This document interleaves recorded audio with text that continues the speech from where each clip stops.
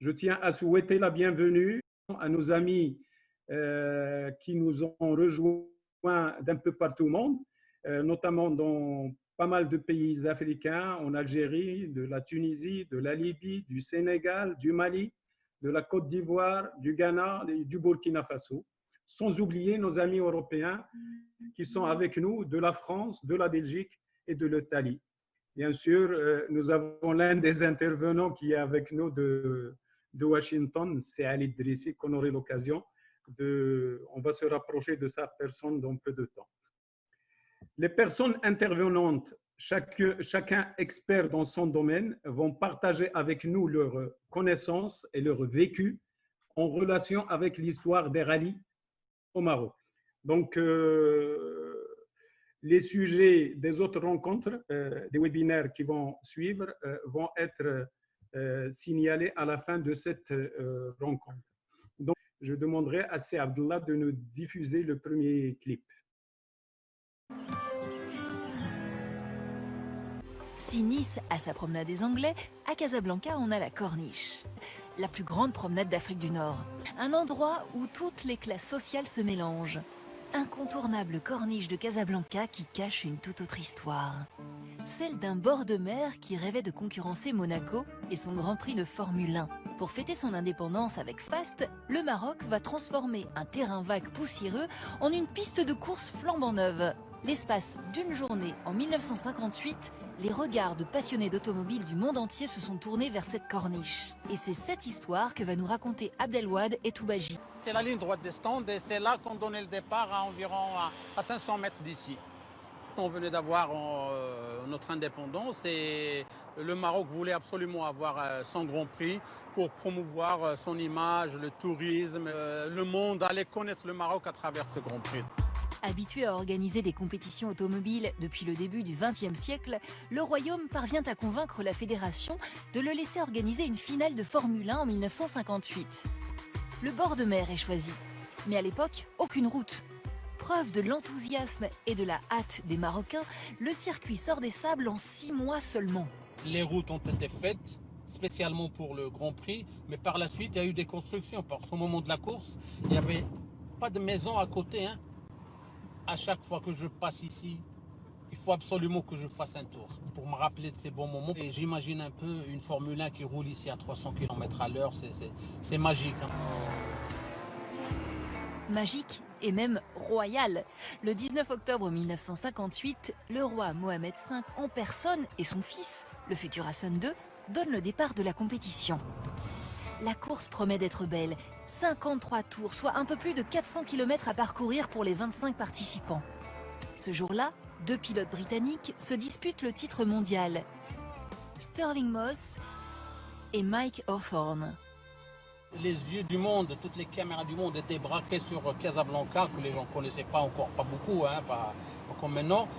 Au niveau des spectateurs, il y avait environ 100 000 spectateurs. Et il fallait voir comment les tribunes étaient remplies de monde. Pendant que les deux favoris britanniques s'affrontent, un autre pilote fait tourner la tête du public.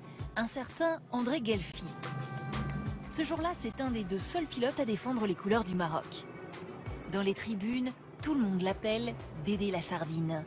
Un surnom affectueux pour cet enfant du peuple, ancien pêcheur, qui a fait fortune dans la banque grâce à son bagou sans pareil. À l'époque où il a commencé à courir, il était déjà riche. Commençait à gagner beaucoup d'argent, donc ce qui fait qu'il pouvait se permettre de louer, acheter des voitures de course, ramener des mécaniciens de l'étranger pour réparer ses voitures et rouler partout et participer sur de grandes compétitions internationales. C'est un pilote, c'est vrai, c'est un Français, mais il est né au Maroc, il avait la nationalité marocaine, il a toujours couru avec le drapeau marocain et c'est pour cela qu'il a été soutenu par beaucoup de spectateurs, et même l'histoire n'a jamais oublié ça. Il a terminé loin par rapport au premier, par rapport à Sterling Moss. Il a terminé à 5 tours, mais c'était une vedette pour nous à l'époque. De la compétition, on va retenir un autre événement qui va venir ternir la fête. Alors que la course approche de sa fin, alors que le public brûle d'impatience à l'idée d'avoir le nom de son vainqueur, un pilote britannique, Stuart Lewis Evans, est victime d'une défaillance mécanique. C'est là que la voiture a explosé, c'est exactement là. Sa combinaison a pris feu Il a réussi à s'éjecter de la voiture, mais affolé, il s'est mis à courir dans tous les sens. Au 42e tour, il n'y avait plus beaucoup d'essence dans la voiture, mais malgré tout, c'était énorme l'explosion. Malgré des soins intensifs, le Britannique décède une semaine plus tard chez lui, en Angleterre. Le Maroc pleure la mort d'un pilote. La fédération estime que l'accident est dû à des travaux bâclés sur le circuit et refusera de renouveler sa confiance aux organisateurs. La compétition de 1958 aura été le premier et dernier Grand Prix du Maroc. Si jamais vous empruntez la corniche, qui permet aux Kazaouis de s'évader dans les embruns de l'Atlantique, vous saurez maintenant que cette route, sur laquelle on roule doucement, fut d'abord un circuit qui marqua la fin d'un rêve. Bien. Donc, merci, c'est Abdellaoui. Je donnerai la parole, c'est Tawaji que vous avez vu dans ce spot.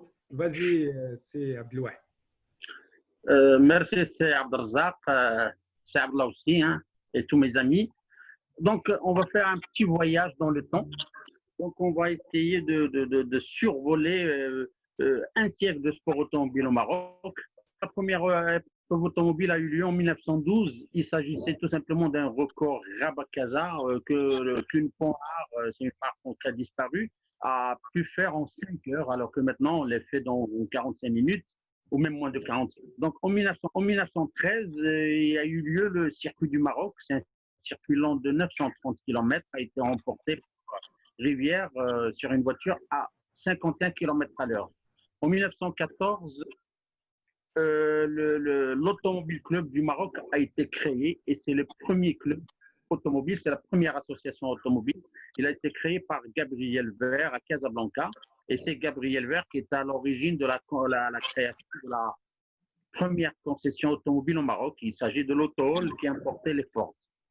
Donc cette épreuve a commencé à avoir du succès et en 1921, c'est Pierre Delage qui participe et gagne le rallye avec une voiture construite par son père. En 1925, on a commencé à organiser le circuit du Sud avec un départ de Casablanca vers Ezmour, Jdida, Marrakech, Ougrir, à arriver à Casablanca sur un parcours de 77 km.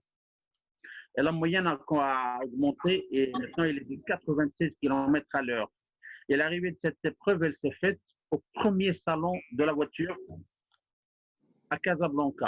Donc, c'est à la foire de Casablanca. C'est là où il y a eu l'arrivée du rallye. En 26, Edouard Meyer, c'est un pilote installé au Maroc. Il a remporté ce circuit, mais avec une moyenne un peu plus élevée, donc à 102 km à l'heure. En 1928, il regagne l'épreuve, mais à 147 km à l'heure. Donc, en quelques années, la moyenne a monté de 50 km à l'heure. Les voitures deviennent beaucoup plus rapides. En 1931, ce circuit a cessé d'exister pour laisser la place à une épreuve fabuleuse et une grande aventure sportive et automobile. Il s'agit du Rallye du Maroc qui a été organisé pour la première fois en 1934 avec un départ de Tanger de 28 voitures et seuls 18 ont pu franchir la ligne d'arrivée. Le Rallye du Maroc était une épreuve terrible et cassante. Et pour pouvoir y participer, une préparation sérieuse de la voiture s'imposait. Donc, il a eu lieu ensuite en 1935, 36, 37 et a observé une interruption à cause de la Deuxième Guerre mondiale et a repris en 1949. Et c'est encore Edouard Meyer, un pilote marocain, qui l'a remporté. C'est aussi un pilote d'avion.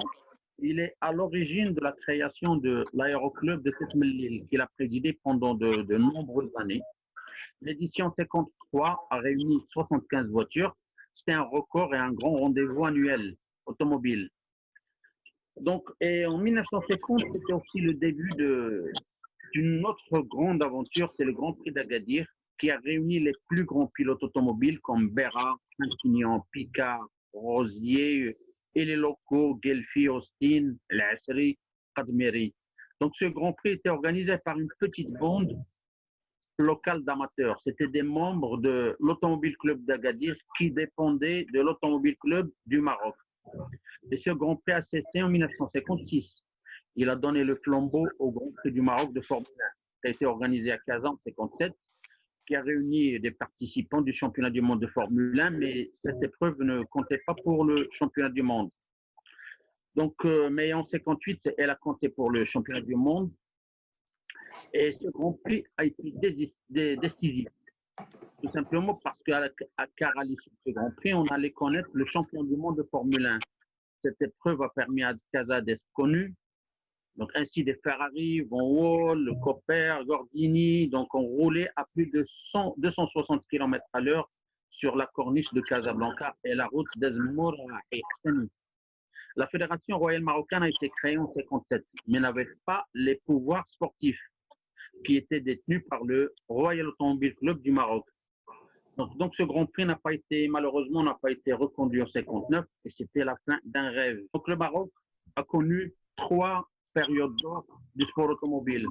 La première, elle a démarré en 1950 jusqu'en 1958 avec le Grand Prix d'Agadir et le Grand Prix de Formule 1.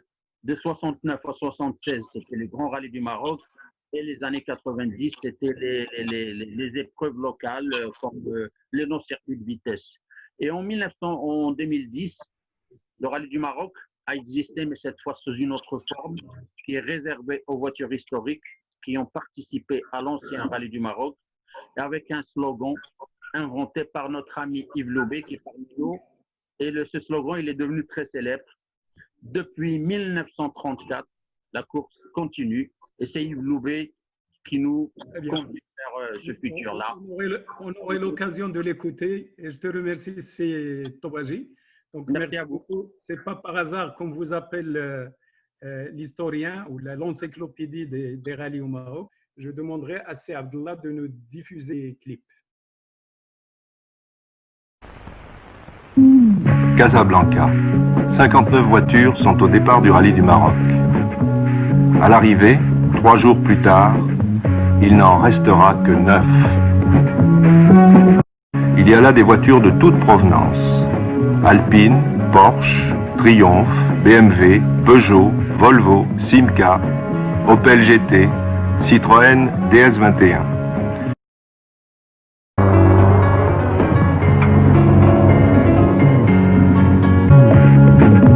Le départ est donné par le prince héritier.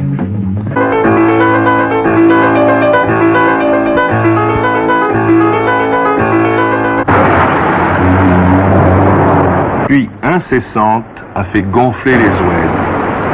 Elle a transformé la piste en bourbier.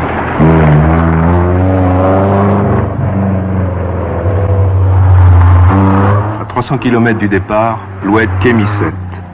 Ce fut une hécatombe. La Bérésina du rallye. Perdus dans la nuit, les concurrents plongent dans l'oued en crue. 4 seulement parviennent à s'en tirer. Pour les autres, pour tous les autres, c'est la catastrophe. Des voitures sont entièrement immergées.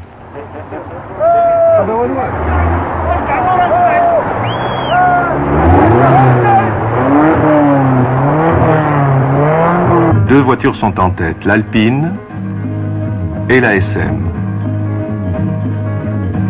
En rallye, l'intendance précède. Les mécaniciens des services d'assistance ne connaissent jamais de répit. Ils foncent pour être au rendez-vous des pilotes, ils font des prodiges, ils repartent plus loin. Riche, aux 2/3 de la première étape. Le rallye en a 3. L'assistance est là, l'assistance est toujours là. Départ de l'épreuve spéciale de Riche. Un oued à franchir, à gué, presque en pleine eau. Et vite.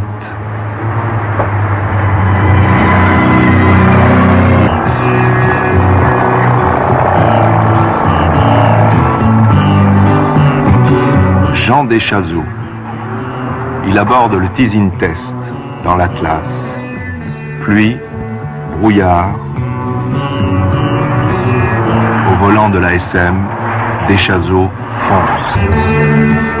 L'Alpine de son rival Nicolas est en difficulté. Elle n'est pas la seule. À Marrakech, 12 voitures seulement restaient en course. Tata. Ici commence l'enfer du Sud. C'est là que le rallye se joue.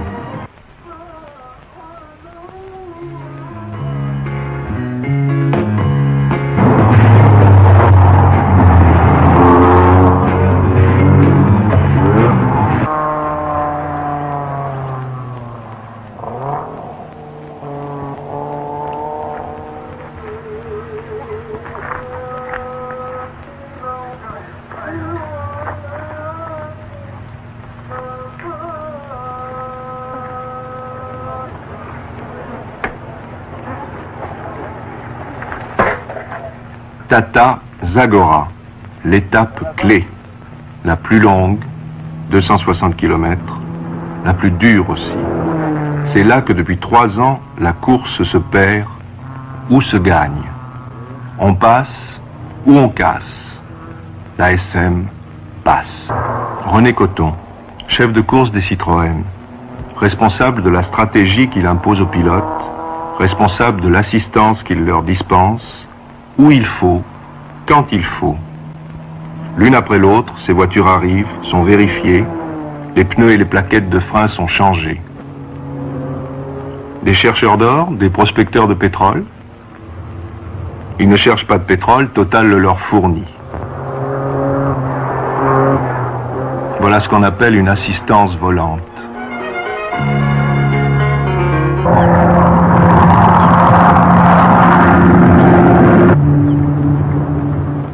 Deschazos a pris le commandement. Il ne le lâchera plus.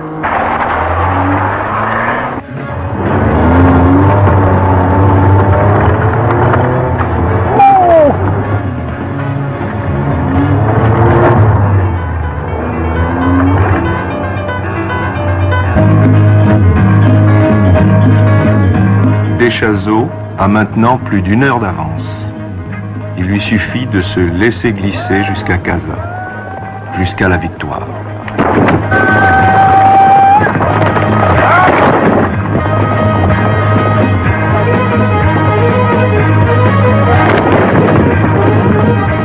Neuf voitures seulement parviennent à bon port. 9 sur 59. Après 4350 km de difficultés invraisemblables, après 3 jours et 3 nuits d'une course pour conducteur fou, la SM a gagné.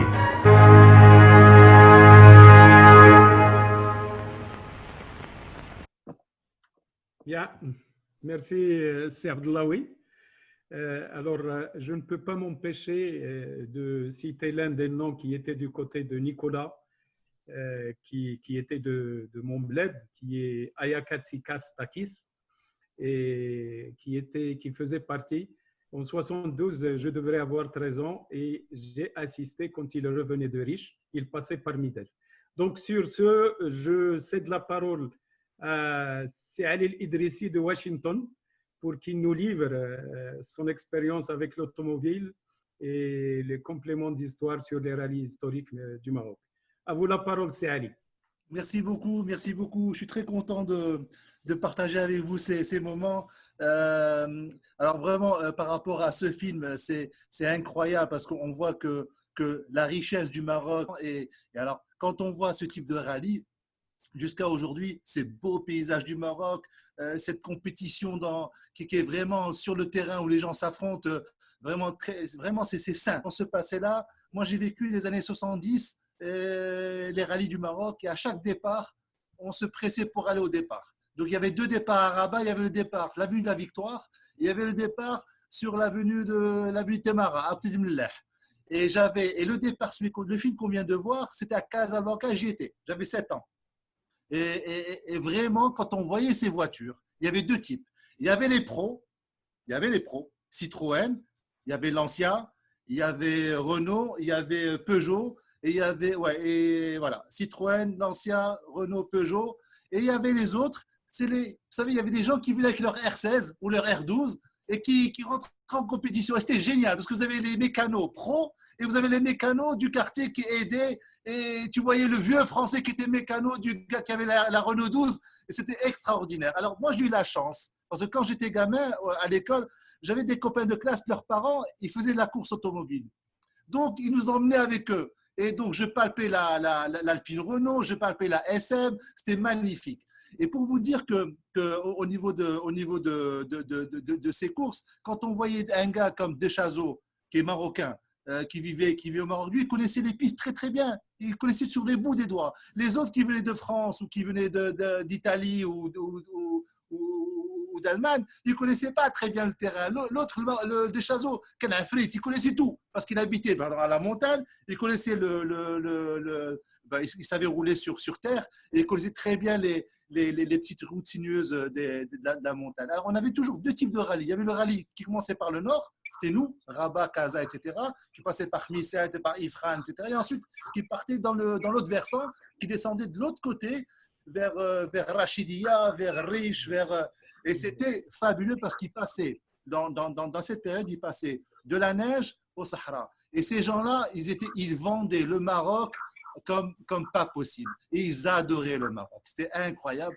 Et j'ai vu des gens avec qui j'ai couru par la suite, comme Bob Néré. Moi, je l'ai vu tout petit. Je voyais Zama et j'ai fait un rallye classique avec lui, avec Rafik Lehlou aussi. Il y avait Bob Néré qui faisait son rallye avec nous, avec sa femme à 75 ans, hein, Zama. Donc, c'est une histoire qui est très riche et qui est vraiment passionnante et qui nous passionne, qui nous anime. Ce qu'il faut dire, c'est qu'au Maroc, on avait une vie associative automobile, on avait un clubbing, on avait des mécanos. Moi, j'ai vu un mécano, c'était un Français, mais d'origine espagnole. Il avait un chien. Ce chien, il disait au chien, cherche-moi la pipe. Et lui, il bricolait sous la voiture. Et il dit au chien, cherche-moi la pipe, la clé. Et le chien prenait la pipe et lui amenait. Il ne voulait pas d'être mécano avec lui. Donc, on a vécu des choses magnifiques dans cette période. Et c'est ce qui nous a fait aujourd'hui. On est là, présent, à toujours vivre dans notre passion. Voilà. C'est comme ça que j'ai pu cultiver cette passion qui m'a accompagné dans toute ma vie, même dans mes études.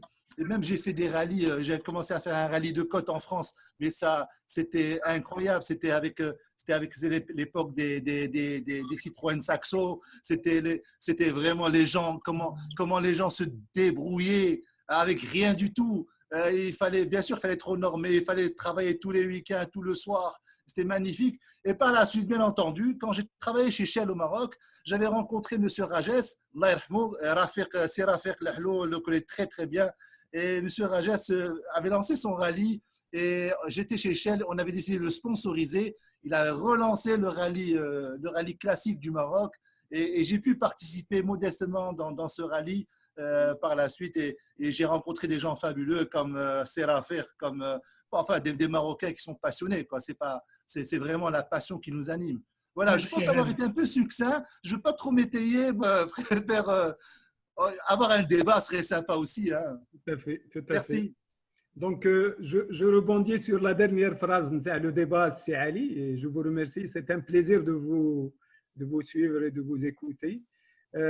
J'invite les amis qui nous suivent, surtout en live sur Facebook, de poster leurs questions. Si Karim Mdkouri s'occupe pour les noter. Et ils seront par la suite redirigés, les questions, vers les personnes qui peuvent apporter des éléments de réponse. Donc, tout de suite après, et cette fois-ci 40 ans après le rallye de 72, on va voir un film sur le rallye historique, édition 2019.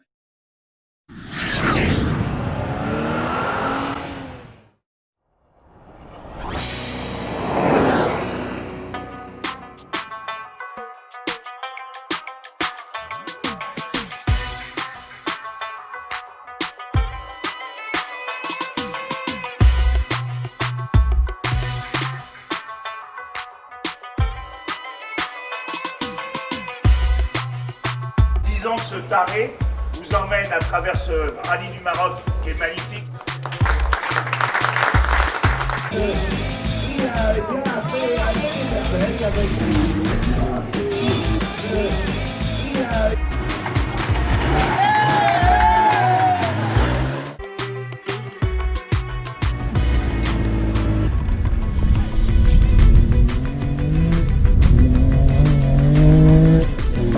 Sur 4 bus, il ferme 4 courants ciel.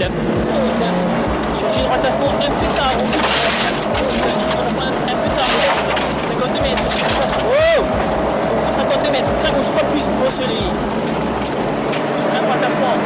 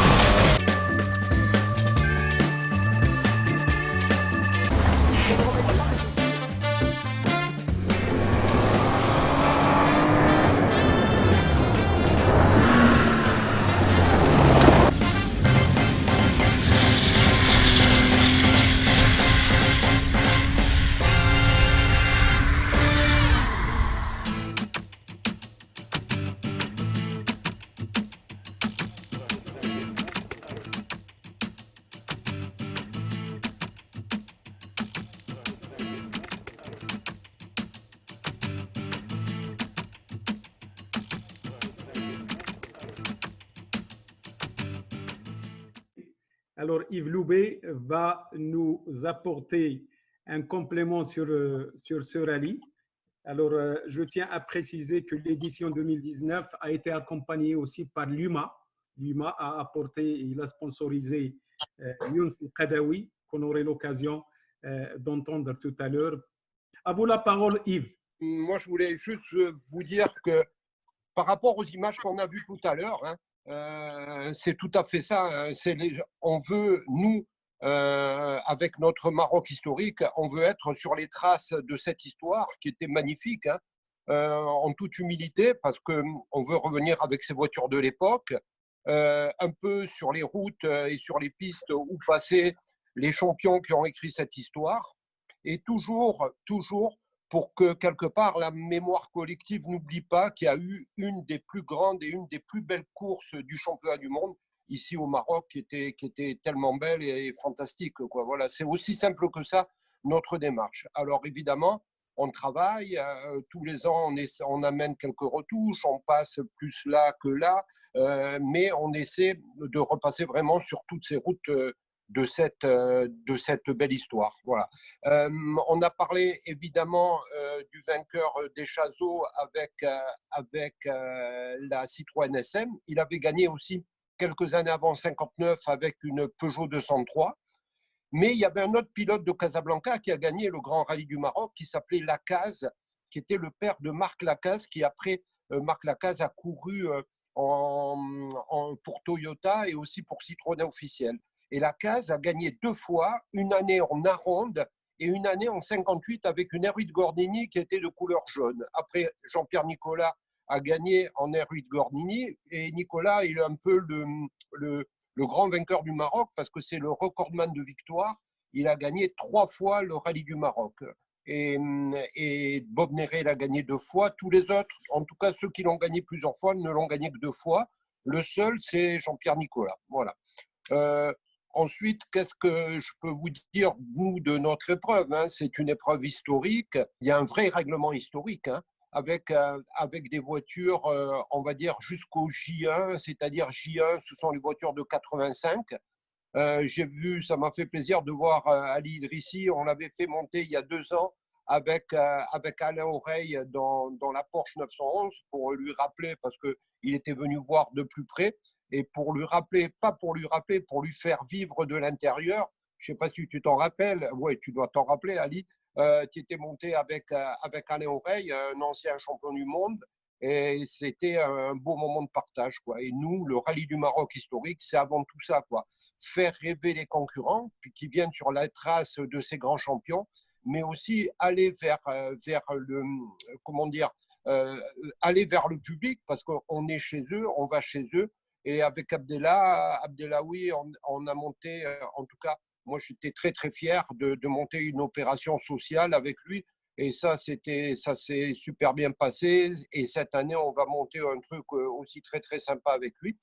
Et évidemment, Abdellaoui, qui a toujours 10 idées à la minute, encore plus que moi, me dit l'année dernière, wow, mais comment ça se fait, c'est incroyable, pourquoi il n'y a pas de pilote marocain? Alors j'ai dit oui, il y a des pilotes marocains, il y a des gens qui sont ici, même si c'est des Européens, il y en a qui sont là depuis 3, 4, 5 générations.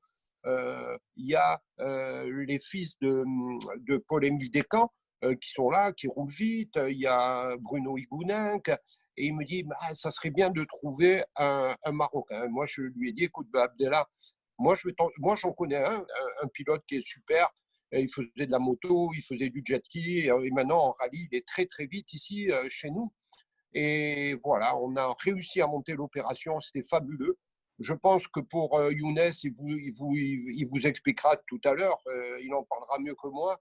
Mais tout était gavé d'émotions. On a réussi avec un jeune, et il est monté dans une Porsche, il n'était jamais monté dans une voiture comme ça, avec un levier de vitesse, vous voyez, qui ressemble à une bûchette entre les 2 sièges, et alors qu'il conduit des Skoda, qui conduit des voitures modernes, évidemment, et il n'avait jamais conduit sur la terre, et il est revenu sur les traces, alors là, de ses grands-parents, et c'était fabuleux. Et j'étais très, très fier de faire partie de ce montage, en tout cas. Et je remercierai jamais assez Abdellah de m'avoir fait vivre autant d'émotions. J'étais vraiment, l'année dernière, très fier avec cette opération-là. Ça a été fabuleux. Et le rallye du Maroc, c'est ça. C'est constamment des émotions. Voilà. Et tout à l'heure, vous l'avez vu, où que l'on passe, où que le rallye du Maroc soit passé, il y a à chaque fois une histoire. Voilà. Il y a aussi Lino Bacco. L'année dernière, j'étais dans le nord de la Finlande, à Rovaniemi, et il y a Marco Allen. Et Marco Allen me parle du rallye du Maroc. C'était difficile à l'époque, qu'il avait conduit avec une Fiat 124 et tout. Et il me raconte que et moi, je lui raconte, je lui dis, tu sais, une fois, j'étais interviewé par un jeune journaliste là, qui s'appelle Lino Bacco, je ne sais pas si vous le connaissez, c'est un jeune qui débute. Et quand Lino Bacco me raconte, il avait l'acuité, un peu comme tout à l'heure Ali Idrissi, c'est-à-dire il s'en rappelle trop, quoi, vous voyez, et ça a laissé trop une trace. Et Lino m'expliquait qu'il était derrière, il roulait, il était tout jeune et tout, il suivait le rallye et il était derrière Marco Allen. Et je lui ai raconté ça à Marco Allen l'année dernière à Rovaniemi. Il était mort de rire et il me dit que oui, que c'est ça, quoi. Le rallye, c'est ça. Le rallye, c'est avant tout de l'émotion. C'est pour ça que c'est populaire. C'est pour ça que c'est un peu, vous savez, comme le Tour de France cycliste. Tout le monde va, ouais, ils sont dopés, pas dopés, tout. En tout cas, c'est un succès populaire. Et le rallye, c'est un succès populaire. Lorsqu'on est sur les traces de l'histoire, dans les bleds, au fin fond de l'Atlas, au fin fond, allez, on va dire derrière Tafraout, vous passez là-bas, dans les gorges d'Aït Mansour et tout, ah ben, les gens se rappellent du rallye lorsqu'il est passé il y a 40 ans, je ne sais pas si vous vous rendez compte, et ils s'en rappellent avec la même acuité que vous avez vu tout à l'heure Ali Idrissi lorsqu'il vous racontait que tout petit déjà, il était là et qu'il pouvait toucher les Alpines, etc. etc. Donc, c'est une vraie histoire d'homme et une vraie histoire d'émotion. Et je suis mais vraiment fier et je suis tombé tellement amoureux de l'histoire du rallye du Maroc que une année, je fais venir Jacques Chénis. On a fait venir aussi Bob Néré. Il avait 85 ans. Il a fait l'ouvreur de mon rallye. Abdel est là pour vous le dire. Abdel est tout bâgé. Et on a fait venir Jacques Chénis. Et Jacques Chénis m'explique qu'il y avait deux rallyes où il avait beaucoup d'émotions. C'était le Tour de Corse et le rallye du Maroc. Et il me dit ça au Tour de Corse, c'était en 2013. Je lui dis, ben, écoute, je t'invite au rallye du Maroc. Il m'a dit, ah, mais c'est un vieux monsieur, hein, il avait 85 ans. Il est venu et à la fin du rallye, sa femme m'a dit, vous lui avez fait le plus beau cadeau, d'être sur la route, de revivre ces émotions-là. Voilà. Merci Yves, je te remercie parce que là, tu as gardé la même émotion que lors de ton rallye. Quand je suis arrivé au Maroc, la première personne que j'ai vue, c'est Abdel. Hein. La première fois que j'étais sur une spéciale, et j'étais avec Abdel et Toubaji, avec Michel Gautron et un monsieur qui s'appelle Paul-Émile Descamps. Et ils m'ont amené dans une épreuve qui s'appelait Bir El Kelb. Maintenant, elle s'appelle Bir El Nasser. Elle a changé. Hein. Donc, je peux même vous donner la traduction. C'était le puits du chien, maintenant c'est le puits de la victoire. Bir El Nasser, le puits de la victoire. Et quand je suis arrivé là, pour moi, c'était une spéciale de Toscane. Une des plus belles spéciales du monde que j'ai jamais vues, qui était là, à 60 km derrière Casablanca, dans le massif du Catouat. C'était fabuleux. Voilà, c'était fabuleux. Et depuis, ça m'a piqué et j'ai le rallye du Maroc qui coule de partout dans mes veines. Voilà. Merci beaucoup. Et la parole en témoignage à notre champion, Younes Kheddaoui. À toi la parole, Younes. Bonsoir tout le monde. Moi, voilà, c'est Younes. J'ai découvert le rallye du Maroc l'année dernière grâce à Yves et Abdellah et grâce à Lumar et que je remercie infiniment parce que pour moi, ça a été la plus belle expérience de ma vie dans le sport automobile. Malgré tous les rallyes que j'ai pu participer en voiture moderne, même dans des super voitures, le rallye du Maroc, quand j'ai découvert ça, pour moi, c'était un rêve. J'ai découvert mon pays et j'étais très fier de courir pour mon pays déjà, aux couleurs de mon pays, le Maroc. Et pour moi, ça a été une expérience inoubliable. Voilà. Parce que je suis un grand passionné de sport automobile. J'ai toujours suivi ce que faisait Yves pour le rallye du Maroc et je me disais toujours, purée, un jour, j'aimerais trop faire ce rallye dans mon pays. Et grâce à à Yves et Luma et Abdelawi et tout le monde qui est derrière tout ce projet-là. J'ai pu y participer et ça a été franchement un rêve. Et voilà, bon, ça a été un rallye magnifique. Ben, malgré qu'on a eu une casse mécanique l'année dernière, ça, on n'y peut rien, où j'étais deuxième au général. Mais pour moi, voilà, c'était le rêve. Et je remercie tout le monde, mes sponsors Ola Energy, Luma, tous ceux qui ont participé, qui m'ont emmené dans ce rallye magnifique. Donc, le prochain rallye, on aimerait bien vous voir sur le podium. Ben, j'espère, on va tout faire pour faire un podium et pour porter haut les couleurs du Maroc dans ce rallye. Yves Loubet, tu arrêtes ton micro, c'est Younes Qadawi, c'est Tobaji, pour qu'on puisse voir et défiler des images de Lino Bakou, donc le journaliste mordu par le sport en général et le sport automobile en particulier. Donc notre ami Lino va nous commenter des images. C'est du vécu. Je lui passe la parole. Merci Siabla. Bonsoir à tous, mes chers amis. Je suis très ému parce que franchement, ça me rappelle tellement de souvenirs. Et moi, lorsque je pense, mon premier souvenir automobile, c'est quoi? J'étais gamin, j'avais 7-8 ans et mon père m'amène à Anfa. Et il y avait les 12 heures d'Anfa. Après des souvenirs, bon, j'en ai toute une panoplie. Là, tout à l'heure, Yves, mon ami Yves Loubet, et je remercie Yves pour ce qu'il fait pour le sport marocain, pour le sport automobile, comme je remercie aussi Luma hein, pour cette conférence de ce soir et pour le cycle de conférences que nous allons faire sur l'automobile. Et tous ceux, je remercie aussi tous ceux qui veulent encore ou qui croient encore hein, au sport automobile marocain. Et c'est vrai que le rallye du Maroc, on était jeunes journalistes et je me souviens de Kivimaki, en fait, il courait avec Alain Kivimaki. Il était revenu après, l'année d'après, avec une 131 Abarth. Et je me souviens qu'on était au pied du teasing test et il y avait notre ami, le regretté Brahim Zakraoui, qui était au poste de contrôle en bas. Et il me voit arriver avec la 132 du journal de la vigie de Maroc Soir. On était à Maroc Soir à l'époque. Et il me dit, où tu vas? Je dis, ben, je vais au test. Il me dit, mais tu es fou. Les voitures vont démarrer dans 1 heure. Je dis, hey, dis-moi, Brahim, elles vont me mettre 1 heure en 50 km, elles vont me mettre 1 heure. Et alors, il me tape sur le capot. Il me dit, allez, dégage, vas-y, fonce. Et en fait, je suis parti comme ça. Il y avait mon ami Ali Bouadar et Rahmon qui me disait hey, Lino, on ne va pas se tuer pour le journal. Bon, bref, on est arrivé. Et quand on est arrivé au test, hein, on a refermé nos portières. Et pendant qu'on refermait nos portières, on a entendu et c'était Alain Kivimaki qui arrivait avec leur 131 Abarth, la première voiture qui arrivait. Alors, on est arrivé juste là parce que 2 minutes après, je ne sais pas, on aurait fait une catastrophe. Bon, alors, la première photo, ce sont des photos qui m'ont été données par mon ami Abkrim Lamrani. Et ce sont des photos que lui avait remises son papa. Et on le voit d'abord, c'est le monsieur ici qui est à droite de Fanjo. Vous reconnaissez Fanjo au milieu, hein, évidemment, avec son trench coat sur son bras gauche. Et à côté, il y a un monsieur qui a une sacoche avec sa main gauche. C'est Mohamed Lamrani qui était président du Royal Automobile Club marocain. Voilà. La deuxième photo, s'il te plaît.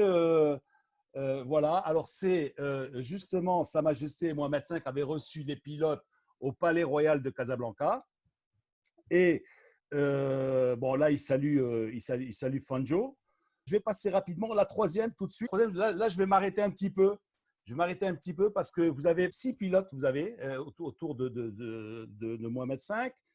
Alors, complètement à gauche, bon, à côté de Sa Majesté, vous voyez quand même Fanjo, ça, il est reconnaissable. Hein. Alors, à gauche, il y a un pilote espagnol qui s'appelait Francisco Godia Sales, qui était surnommé Chico ou Paco. Voilà.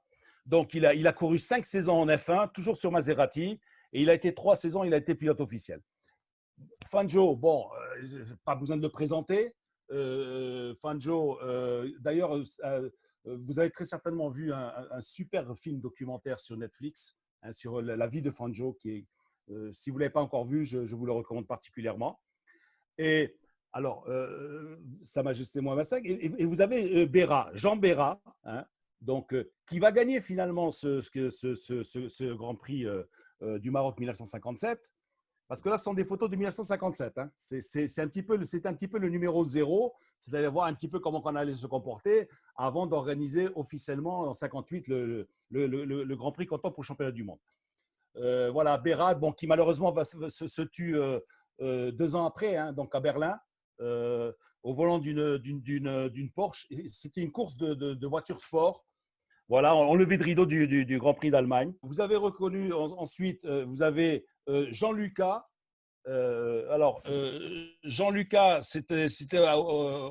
au départ, c'était un pilote de rallye. Hein, et une première victoire, ça a été ensuite, il est passé sur piste, où il a gagné les 24 heures de Spa, et avec Kinetti. Je ne sais pas, Yves, peut-être qu'il va peut-être me le confirmer. Je pense que Kinetti, c'était l'importateur de Ferrari. D'ailleurs, c'était avec une Ferrari 166 MM. Ils avaient gagné les 24 heures de Spa en 1949. Et Jean-Lucas a gagné le Rallye du Maroc avec une Ferrari. Il a gagné avec une Ferrari 212, avec Jacques Perron. Hein, il a gagné le Rallye du Maroc 1951. C'est vrai. Incroyable, incroyable. Ouais. Et en 55, qu'est-ce qu'il fait en 55 ? Avec un groupe de potes, avec des amis à lui, qu'est-ce qu'il va faire ? Il va créer ce qu'on appelle le club de Los Amigos. Le club de Los Amigos, c'est quoi ? C'était un club de pilotes. Et ce sont des pilotes qui écumaient pratiquement toutes les courses, Agadir, Marrakech, etc., Casa. Ils décimaient toutes les courses locales, hein, pratiquement. Et parmi eux, il y avait Dédé Lassardine, donc André Galfi. Et là, permettez-moi, je vais être rapide, une petite parenthèse. Daniel Pilar me disait, en fait, je regrette que je n'ai jamais pu rencontrer Galfi, parce que pour moi, c'était quelqu'un de mythique. Parce que Daniel Pilar me disait, tu sais, ce mec, un jour, il vient au journal et me dit, tu sais, Daniel, je vais faire Casa-Agadir en 5 heures. Il a dit, mais tu es fou. Comment tu vas faire Casa avec les routes de l'époque, hein, le toboggan et tout ça. Il est parti avec son Alfa Romeo, il a mis 4h52 ou 4h, un truc comme ça. Il a mis moins de 5 heures, Casa-Agadir, dans les années 50. Bon, alors à côté de Jean-Lucas, vous avez Maurice Trintignant. Hein, donc, ça a été le premier pilote français à remporter un Grand Prix de Formule 1. C'était à Monaco en 55 et sur une Ferrari 625. Voilà, un joli palmarès, plus de 300 courses disputées avec 44 victoires. C'est l'oncle à Jean-Louis Trintignant. Hein. Trintignant qui lui aussi est un passionné d'automobile. Bon, vous savez qu'il faisait des courses avec Johnny Hallyday, tout ça. Il y avait toute une série d'acteurs qui faisaient des courses. À côté, vous avez le regretté donc, Stuart Lewis Evans, donc, qui, vous savez, d'ailleurs, on en a parlé tout à l'heure, c'est le pilote qui est décédé à suite de ses blessures à Londres, hein, le drame d'Indiab avec la sortie de route et la voiture qui avait pris feu et tout ça. Il avait été prisonnier des flammes avant de s'en libérer et tout ça. Et donc là, en 56, bon, il débute à Brands Hatch avec en Formule 1. Brands Hatch. Et en 57, il quitte Connaught. Bon, Connaught, je ne sais pas si je prononce bien. Connaught, c'est prononcé à l'anglais. Oui, c'est Connaught. Connaught pour Van Vol ou Van Val, où il termine la saison avec Stirling Moss. Voilà. Alors, bon, 58, ben voilà, c'est le drame. Et bon. La photo suivante, s'il te plaît, Siabla. Alors, la photo suivante, voilà. Donc, ce sont les autorités. Alors, bon, évidemment, vous allez dire quel âge il a, Lino. Mais moi, je me souviens très bien du monsieur très élégant qui est en là-bas. Peut-être que quelqu'un le reconnaîtra. C'est Mohamed Bargash, qui était le premier gouverneur de Casablanca. Voilà. Donc, c'était un grand monsieur. C'est voilà, le premier gouverneur. Et je sais que les Casablancais, à l'époque, avaient beaucoup d'estime pour lui. Et on sait il avait fait quelque chose d'extraordinaire pour Casa. Alors, après, il y a d'autres personnalités. j'ai essayé de demander, j'ai demandé à Belaïd de m'expliquer un petit peu qui ça pouvait être. Bon, on n'a pas pu savoir. Là, c'est l'arrivée de Sa Majesté Mohamed V, donc justement avec le prince héritier Hassan II, alors prince héritier. Alors, ils sont reçus par qui? Le monsieur avec la veste blanche, hein, c'est un personnage haut en couleur, hein, qui est connu. Hein, c'est Raymond Toto Roche, qui était président de la Fédération française de sport automobile et qui était starter officiel, c'est-à-dire que bon, c'était un petit peu comme les juges arbitres, etc. Donc, c'est lui qui donnait les départs des Grands Prix. Et c'est le fondateur du circuit F1 de Reims. Hein, voilà. La photo suivante, alors je l'ai prise parce que, bon, au début, je pensais que c'était Gelfi. Mais après, j'ai dit non, ce n'est pas Gelfi. Et je me suis renseigné, tout ça. J'ai pu faire et c'est Giorgio Scarlatti. Donc, c'est un pilote il a couru pour Ferrari, pour Maserati, pour Cooper. Maserati, il est retourné encore chez Cooper. Et ensuite, il a couru chez De Tomaso, avec le fameux moteur Oscar, etc. Bon, là, il avait terminé à 3 tours. Hein, donc, il avait terminé 7e et dernier déclassé. Parce qu'en 57, il n'y a eu que 7 pilotes qui étaient classés. Alors, ce que je voulais dire, c'est qu'en 57, alors, vous allez me dire, Lino, il raconte des blagues comme d'habitude. Il y a eu une épidémie de grippe, et c'est vrai. Et Stirling Moss, qui avait beaucoup de fièvre, il a fait la pole position en 57, mais Stirling Moss n'a pas pris le départ. Il a préféré retourner à Londres pour se faire soigner, alors que Fangio, Collins, Hawthorne, eux, ils ont choisi de courir malgré la fièvre. Voilà. Ça, c'est un petit détail comme ça. La photo suivante, Abla, c'est Abla, s'il te plaît. Je ne sais pas qui est le monsieur très élégant à gauche. C'est pas Trintignant. Hein. C'est un dirigeant du Royal Automobile Club marocain. Donc, ensuite, vous avez Fangio, bien sûr. Vous avez Jean Béra. Et la dame, alors à droite, vous avez justement Mohamed Lamrani, donc, qui est le papa de mon ami, c'est lui qui était président du Royal Automobile Club marocain.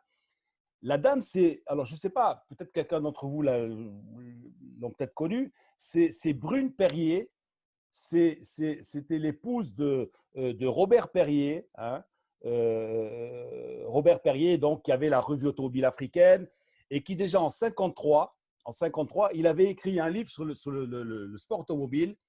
En 54, 30 ans de sport automobile au Maroc. En 53, il avait publié ça. Voilà. Alors, rapidement, c'est Abdallah. Allez.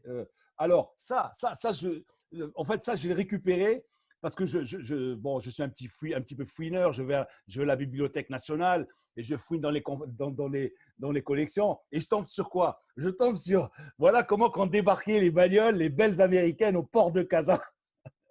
Transinette dans les années 50. On mettait la bagnole dans 2 chouaris et on la descendait. Ça, il faut que j'en fasse voir suite. Bon, là, voilà, là c'est quand votre serviteur suivait les courses, hein, passait de bons moments. Il y avait le groupe 2 aussi, qui était animé par Mchiche, par Duxidour et la Formule 1 avec les frères Laraki, voilà, avec Barbe, avec le grand duel Gabana-Mexicain.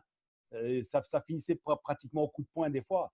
Et voilà, j'ai terminé. Je voulais simplement peut-être 2 ou 3 minutes pour vous dire, le rallye du Maroc, c'est quelque chose d'extraordinaire.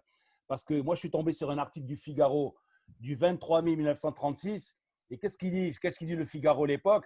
Il dit, avec le rallye de Monte-Carlo, seul le rallye du Maroc fait exception à la règle quant aux impérieuses et redoutables exigences d'un rallye. Parce que ce n'est pas donné à tout le monde à l'époque de faire un rallye. Et les 2 rallyes les plus prisés, c'était le rallye de Monte-Carlo parce que c'était la classe et tout ça, et le rallye du Maroc. Voilà. Très bien. Merci Lino. Abdelrazak, une petite chose, s'il te plaît. Je dois avoir quand même une pensée pour notre ami Jean Plassard, qui était coéquipier de Deschazos. Hein. Voilà. Et en fait, c'était un tandem indissociable. Deschazos-Plassard. Très bien. Merci beaucoup, Lino. Merci beaucoup. Puisqu'on est sur le commentaire de photos, Est-ce qu'on peut demander à Serafer de nous commenter 2 photos qu'il m'a envoyées en dernière minute et qui me semblent intéressantes? Serafer. Vas-y, Serafer.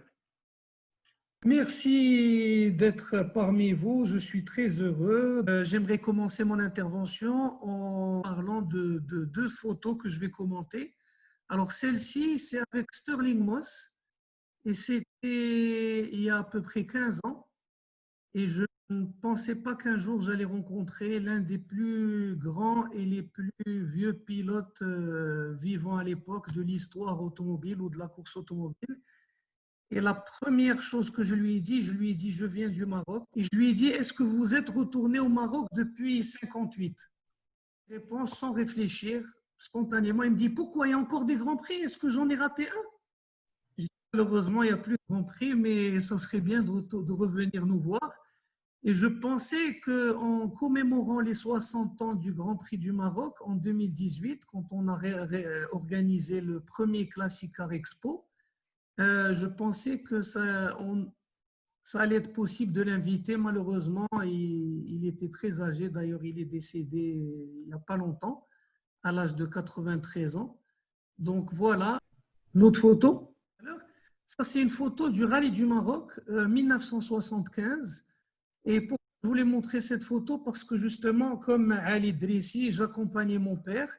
Mon père était journaliste sportif fin années 60 jusqu'aux années 80.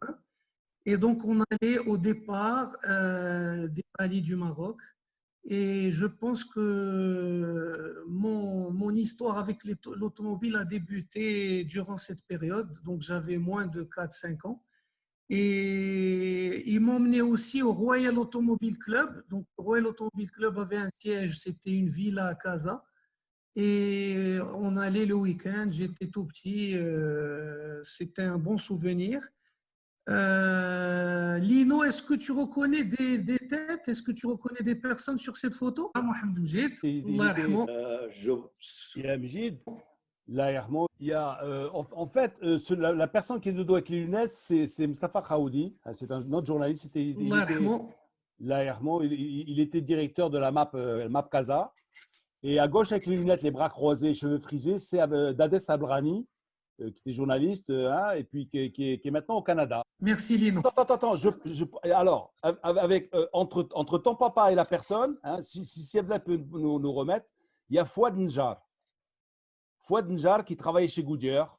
Donc, si Abdel se souviendra certainement de Fouad Njar. Oui. Fouad Njar qui était directeur de tout ce qui était communication, marketing à Goodyear. Ouais. OK.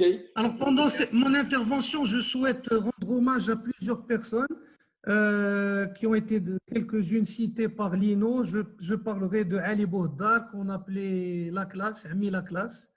Je parlerai de Kadmi Riken. Je parlerai de Anouari. Tous ces gens suivaient l'automobile de très près. J'aimerais parler de ma passion. Comment cette passion a commencé? Donc, elle a commencé avec le rallye du Maroc historique ou le rallye du Maroc de l'époque, dans les années 70, et continué avec des rencontres, notamment avec Stirling Moss, donc la photo que vous avez vue.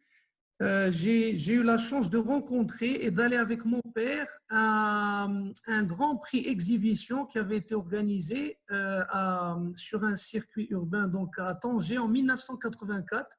Et c'était la dernière fois où Juan Manuel Fangio avait visité le Maroc. Malheureusement, donc j'ai rencontré Fangio, mais je n'ai pas de photo.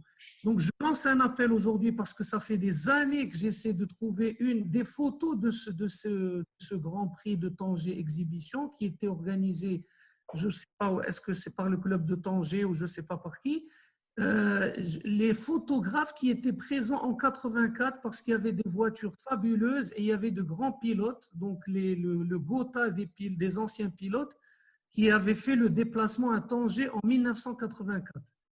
Donc j'ai eu la chance de rencontrer Moss, Fangio et j'ai rencontré aussi Paul Newman. Alors Paul Newman qui était acteur, qui était un passionné de l'automobile et à un moment de sa vie, il était aussi pilote automobile. Et Paul Newman, je l'ai rencontré en 1993 au Grand Prix de Montréal. Ça fait partie donc des choses qui m'ont poussé et qui m'ont fait aimer l'automobile.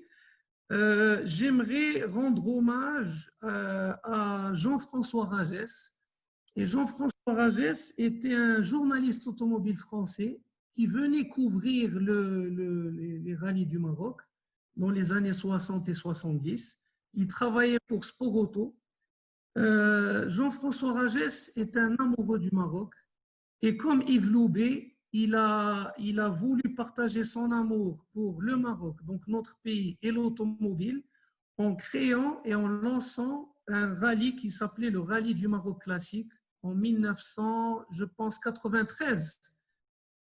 Et ce rallye, j'ai eu la chance, quand je suis rentré au Maroc, parce que j'ai vécu à l'étranger pendant longtemps, je rentre au Maroc en 2002.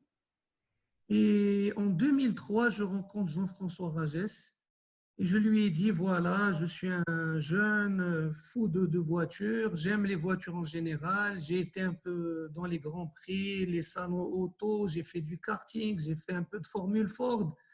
Et Jean-François Ragès, c'est grâce à Jean-François que, sincèrement, j'ai découvert, mon pays, parce qu'il faisait un repérage de routes, de villages incroyables, et j'ai commencé à aimer l'automobile d'époque. Et le rallye du Maroc classique, c'était quoi? Contrairement au rallye historique qui est plus une compétition, c'est du pur et dur. Le rallye du Maroc classique, c'était pas une balade, c'est aussi une épreuve de régularité. Mais c'est un rallye qui alliait passion, solidarité et tourisme. Et quand je parle de solidarité, c'était un partenariat avec l'Heure Joyeuse et chaque village, chaque ville où le rallye s'arrêtait, eh bien, il y avait une action de solidarité envers les enfants de cette ville ou de ce village. Ce rallye, donc je participe à 2 reprises, donc en 2003, en 2004, et Jean-François Ragès, je pars le voir et je lui dis, écoute, c'est un événement extraordinaire, on fait la connaissance de gens fabuleux, et il y avait 30 nationalités, et 30 nationalités et 70 équipages. Et ces gens, 50% de ces gens ou de ces participants sont tombés amoureux de notre pays grâce à ce rallye et grâce à la passion de Jean-François Ragès pour cet événement. Et Jean-François Ragès, donc après 2 ans de participation, je lui ai dit, écoute, ce rallye est très bien, j'adore les villages, le tourisme, la découverte, les voitures anciennes, mais il y a une chose qui me dérange, c'est qu'il n'y a pas beaucoup de Marocains comme équipage. Et il me dit, écoute, je te lance un défi, réunis des Marocains passionnés comme toi et qui s'intègrent dans cette ambiance et tout. Et je te donne donc la responsabilité, tu t'occupes des Marocains du rallye classique. Et à partir de 2004-2005, donc, on fait venir un équipage, 2 équipages, 3 équipages. Le seul équipage marocain qu'il y avait, c'était le commandant Kari, que je salue, Omar Kari, qui est notre doyen des collectionneurs au Maroc. Et il y avait le commandant Dafer Harraqi. C'est le seul équipage marocain qui faisait ce rallye classique. Et donc, à partir de 2005, je fais venir mon frère, je fais venir des amis, et c'est des gens qui ont commencé à dire on a besoin d'acheter, on aimerait bien acheter une voiture classique pour faire ce rallye. On aimerait bien que quelqu'un fasse l'entretien de ces voitures. On aimerait bien avoir l'avis d'un connaisseur. Et en 2007, c'est un tournant dans ma vie, avec mon associé et mon ami d'enfance, Majid Alaoui, on crée RM Automobile Classique. Une des premières structures qui faisait tout dans l'automobile ancienne. Qu'est-ce que je peux rajouter sur le Maroc classique? J'ai rencontré, grâce à cet événement, j'ai rencontré des ex-pilotes de Formule 1, des ex-pilotes de rallye, des patrons d'écurie, donc Bob Néré, Claude Thirier, Eric Comas, José Rosenski, qui était à un moment le rédacteur en chef de Sport Auto, un grand monsieur, un grand gentleman driver. J'ai fait aussi la connaissance de Jean-Paul Driot, qui est décédé, je pense, il y a à peu près 1 an ou 2 ans, qui est le fondateur de l'écurie Dams. L'écurie Dams a joué un grand rôle dans la F1.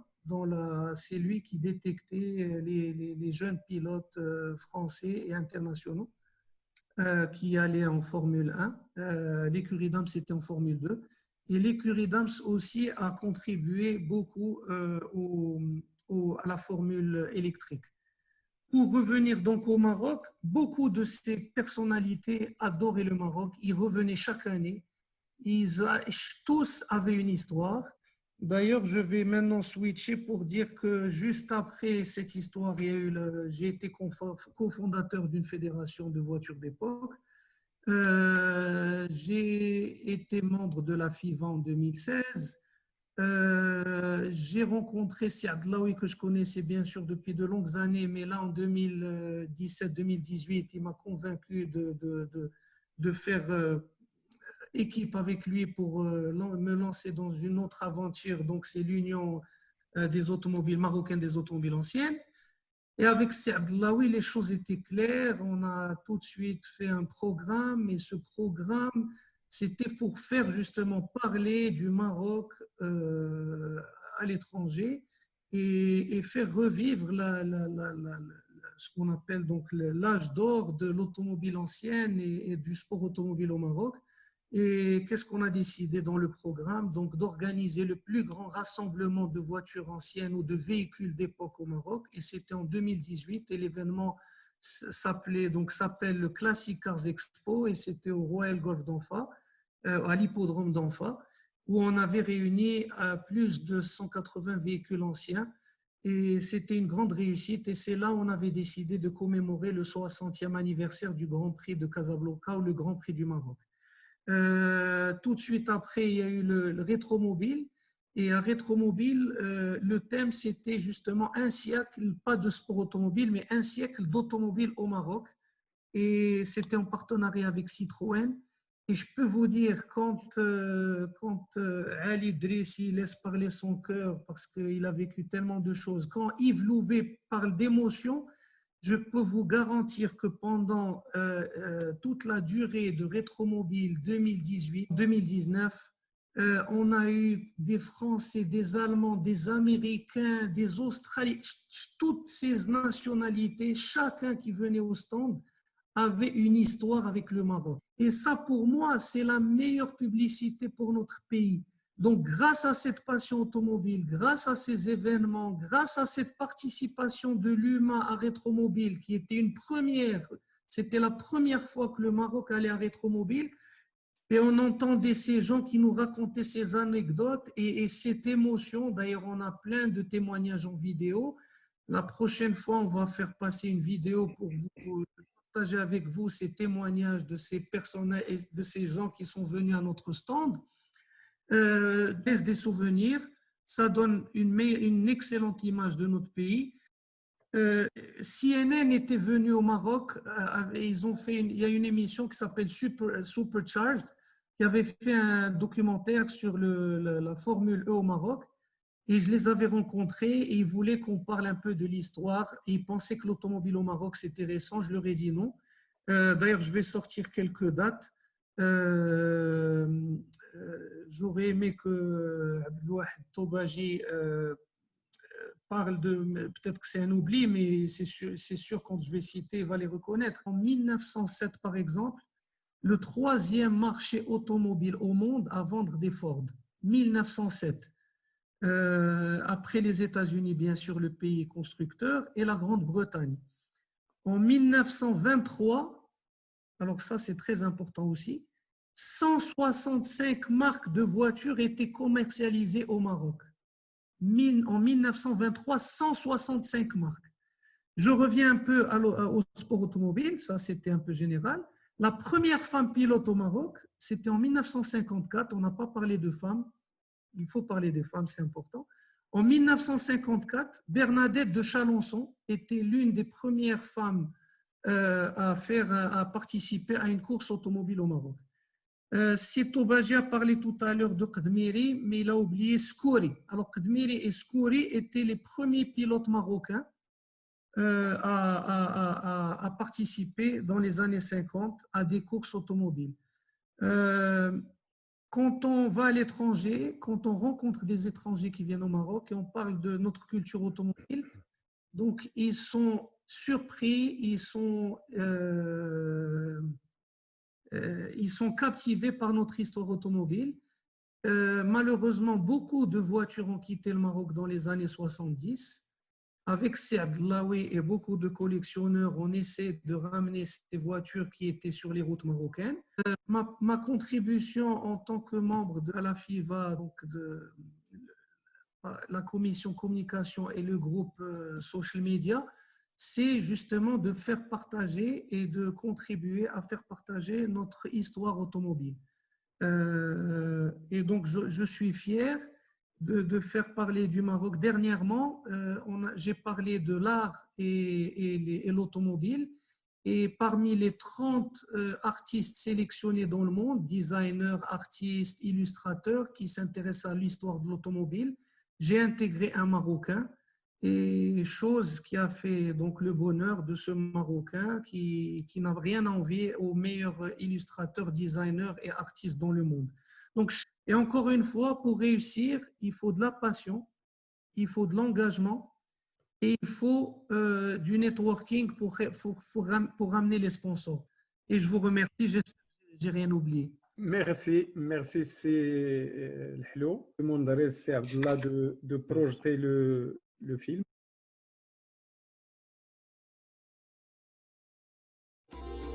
Le Maroc a récemment été traversé par une caravane de somptueuses voitures de collection. À Casablanca, au départ du rallye classique, les badauds pouvaient admirer les modèles mythiques des plus grands constructeurs automobiles. Bugatti, la doyenne du rallye, qui date de 1935, ainsi qu'une série de Porsche des années 50 à 80, ont ainsi côtoyé la fameuse Austin Mini. Métissage des genres, des marques aussi luxueuses que Jaguar étaient exposées aux côtés d'anciens modèles Peugeot et Citroën. Nous partageons avec Michel Enjolras cette Porsche 2,4 litres Targa qui date de 1973, qui nous permet de participer au Maroc Classique en tant que voiture classique. Grâce au Maroc Rallye Classique, les anciennes sont à l'honneur puisque les participants doivent se présenter au volant de voitures construites entre 1930 et 1982. Les spectateurs ont désormais la chance d'admirer les modèles les plus récents des puissantes Ferrari, Mercedes ou Lotus. C'est un endroit de jeu, le Maroc, fabuleux, d'autant plus que les pouvoirs publics nous aident considérablement par la gendarmerie royale, par la police et tout. Pour ça, c'est extraordinaire. Pour cette 16e édition, les fidèles passionnés de belles cylindrées se sont affrontés sur 7 étapes qui leur ont permis de mesurer leur précision. Pendant une semaine, ils ont ainsi traversé des paysages d'une grande variété tout au long d'un itinéraire de 2400 km. Ceux qui n'ont pas la fibre compétitive peuvent quand même participer au rallye classique en se baladant. Ils seront accueillis pour l'arrivée à Marrakech avec la même convivialité. L'objectif étant avant tout de réunir ces amoureux de la route et de l'automobile autour d'une passion commune. Merci, c'est Rafiq. Merci, c'est Abdellaoui. Bon, moi, je ne laisserai pas l'occasion passer puisqu'on parle de l'histoire du sport automobile au Maroc pour parler d'un rallye que j'ai eu le privilège d'être derrière moi et c'est Tobaji. On a été les fondateurs du rallye spécial étudiant. C'est pour s'inscrire dans la continuité. Donc, on a fait 7 éditions et ce n'était pas facile. Donc, c'est l'ancêtre du 4L? Non, c'est un rallye de régularité qui s'appelle le rallye international des universités et grandes écoles. Et on a fait 7 éditions successives, moi et c'est Tobaji.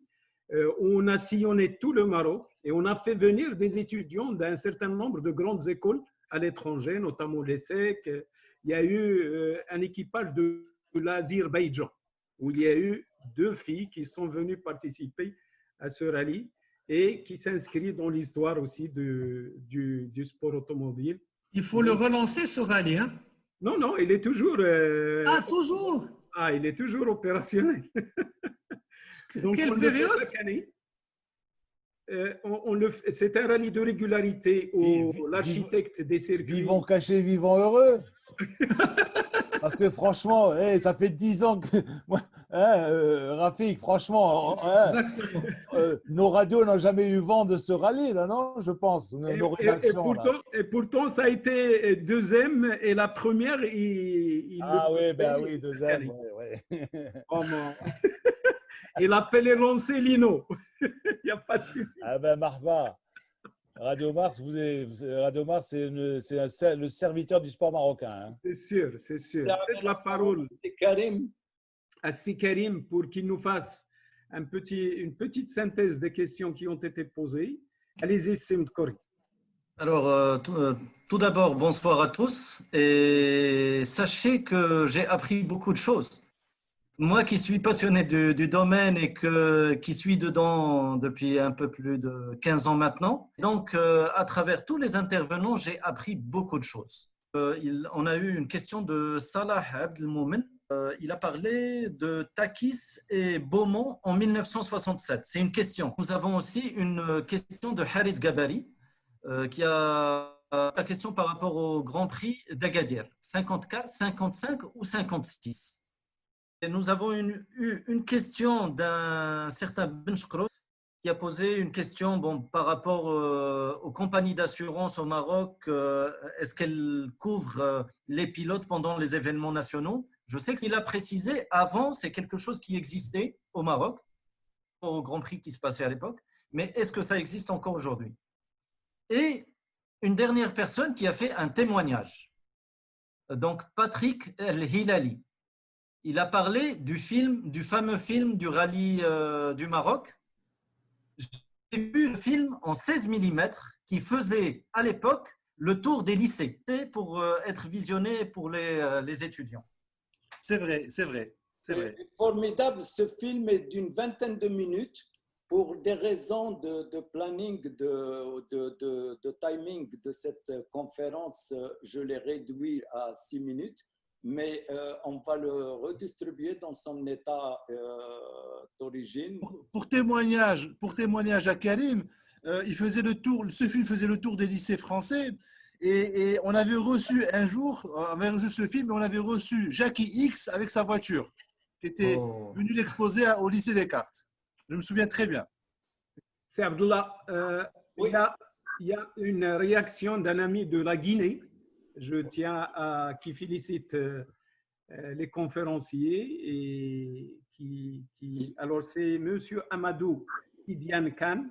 Il est le président de la Fédération des véhicules d'époque de Guinée. Il n'est pas seul. Il n'est pas présenté, donc merci Monsieur Amadou. C'est Abdullah, est-ce que vous avez quelque chose à ajouter avant de donner la parole aux intervenants pour répondre? Juste concernant les questions, il y a beaucoup de questions qui remontent sur les conversations en direct et qui portent sur divers points concernant le véhicule d'époque. C'est une série, ces conférences, et tous les sujets seront traités. Aujourd'hui, on est dans le cadre du sport automobile. Voilà. Tout à fait. Donc, je connais qui peut prendre la parole pour répondre à l'une des questions de Karim. Alors, Ayakatsi Takis, je l'ai cité. Vas-y, Lino. Takis est un pilote, hein, c'est pilote des années 60, 70, donc il avait un garage, je pense. Hein. Non, c'était le fils, son papa avait le cinéma de Midelt. Midelt, tu sais qui peut nous renseigner? Il faisait Ali Hassan qui est de Midelt, et qui est mordu de cinéma.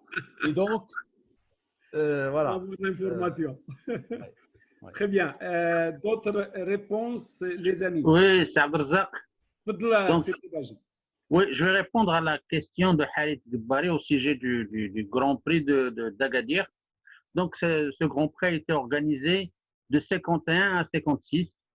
Donc, au départ, il a été organisé par l'Automobile Club d'Agadir et c'était un club qui dépendait de l'Automobile Club du Maroc qui avait son siège à Casablanca. C'est une antenne du Grand Prix à Agadir. Donc, la FIA n'y croyait pas. Donc, ils ne voulaient même pas donner une autorisation à ce club pour organiser ce Grand Prix. Et la plupart des pilotes, les premières années, ont couru avec des pseudonymes. Donc, pour ne pas perdre leur licence. Et c'est par la suite que la FIA a connu l'épreuve, donc elle l'a autorisé. Donc, il a été organisé jusqu'en 56. Ensuite, le flambeau a été donné à Casa. Et on a organisé en 57 le Grand Prix de Formule 1 qui n'a pas compté pour le championnat du monde. Et celui de 58 par la suite qui a compté pour le championnat. Donc malheureusement, on a une personnalité d'Agadir qui connaît bien parce que son père faisait partie de l'organisation, c'est Michel Terrier. Je ne sais pas s'il nous regarde, il peut poser des questions ou nous-mêmes répondre aux questions des spectateurs. Donc voilà, c'est lui, son père faisait partie de l'organisation. Donc c'est une petite équipe d'amateurs qui ont organisé cette course et est devenue très international avec de grands pilotes. Trintignant a couru là, Berra, Picard, tous les grands pilotes. Donc, le circuit a été changé 2 fois. Donc, il a été organisé au départ au centre-ville, côté mer. Ensuite, il a emprunté la petite montagne à côté sur environ 2 ou 3 kilomètres. Et en 91 et 92, la fédération avait organisé, et c'était le club Aresport de Casablanca qui avait organisé, pas Aresport, mais le club d'Agadir, Najarsous, qui avait organisé, qui avait repris, et c'était un circuit de vitesse. On l'a organisé 2 fois, en 91 et 92. Très bien. Donc voilà Merci, explications. Yves, tu as quelque chose à ajouter? J'ai entendu que la question était de Harit Gabari, hein, qui est à Agadir. Et Harit, c'est quelqu'un qui m'aide beaucoup parce que derrière le Maroc historique, il n'y a pas que Yves Loubet, hein, il y a une superbe équipe, dont Harit Gabari. Et, à Agadir, je voudrais aussi saluer Khalid Kabash, qui est un de nos pilotes régulièrement, qui vient toujours sur le Maroc historique. Je voulais simplement remercier les gens qui m'ont tendu la main quand je suis arrivé avec mon projet il y a 11 ans de ça. C'était les gens du Grand Maghreb, avec des gens comme M. Adil Felouz, qui a été incroyable à l'époque. Évidemment, Doumé Marciano, qui est dans mon équipe, qui est un des grands personnages, en tout cas un des piliers du rallye. Aujourd'hui, il y a Shakib Rahmoun, qui est le président. Il y a eu Madani et tous les gens du Club du Grand Maghreb. Voilà, je tiens à les saluer parce qu'ils ont été importants sur le rallye du Maroc historique. Merci beaucoup Yves. Je laisse la parole à Serge Abdellaoui pour clôturer. J'ai écouté avec beaucoup d'intérêt les différentes interventions. Je remercie tous d'avoir participé à cette première expérience.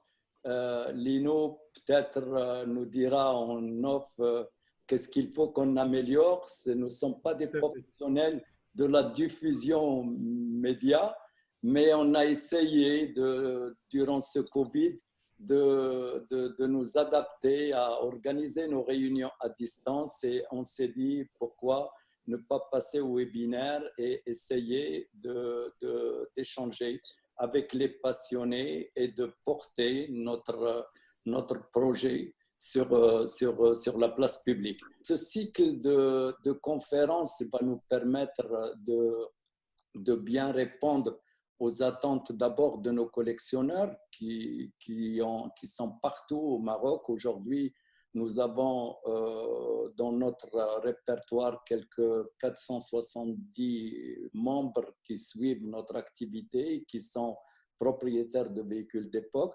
La dernière information du centre d'immatriculation, on serait quelques 2700 à avoir immatriculé une voiture en véhicule de collection. Donc, il y a une population, il va falloir l'intéresser par des événements.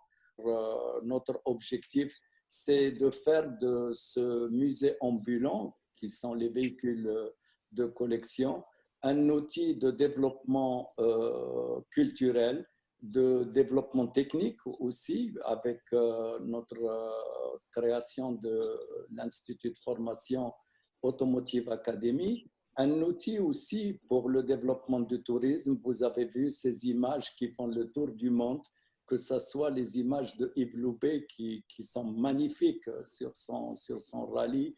Et il y a la 11e édition cette année. Il s'organise au Maroc 700 événements malheureusement plus organisé pour des étrangers que pour les Marocains.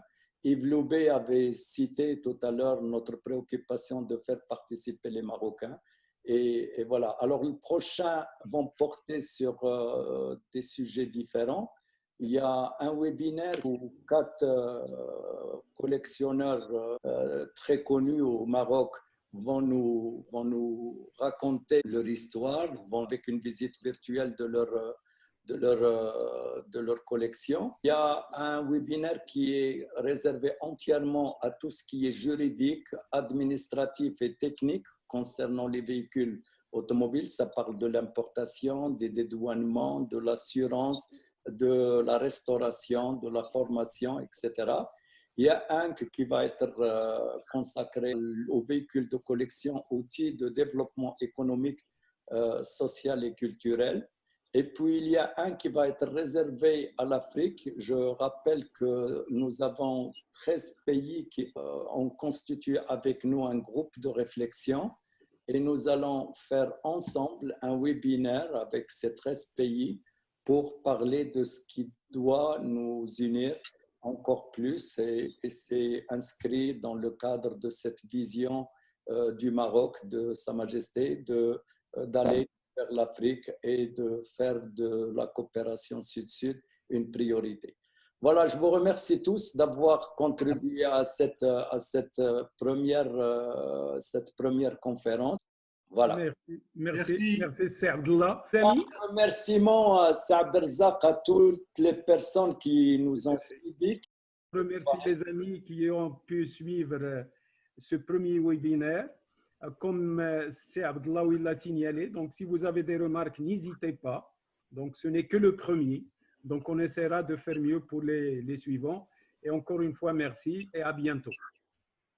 Merci, à bientôt. À bientôt, ciao. Shukran, shukran, Wow. shukran.